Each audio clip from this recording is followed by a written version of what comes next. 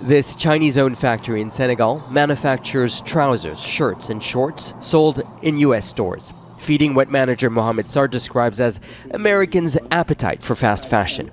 But with Donald Trump's return to the White House, he's worried African countries will be caught in the middle of a trade war between the U.S. and China.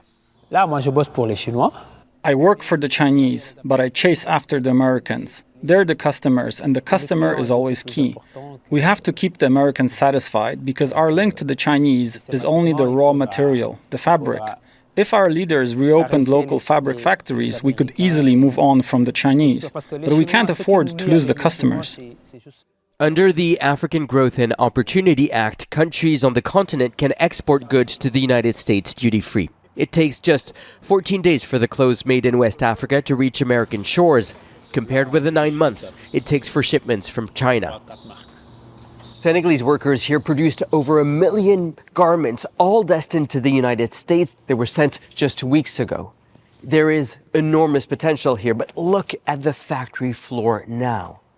The owners are waiting to hear from Trump's new administration's decision on existing trade deals. And so this Chinese factory in Africa holds by a thread. Trump says current trade agreements are unfair to American businesses, putting their future in doubt. In February, he's due to visit the continent for the first time when he attends the G20 summit in South Africa. With this G20 presidency, I suppose Trump will be looking more at quick wins for American businesses, for American financial institutions. He wouldn't really be looking towards building partnerships that will be bringing about stability, which is the biggest thing that is racking a lot of African countries.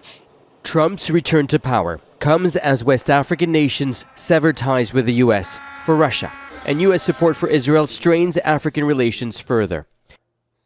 Amid this uncertainty, Sarr searches for new buyers, shifting trade potential away from the United States and into the hands of its rivals. Nicolas, Haque, Al Jazeera, Diamniadio, Senegal. Make sure to subscribe to our channel to get the latest news from Al Jazeera.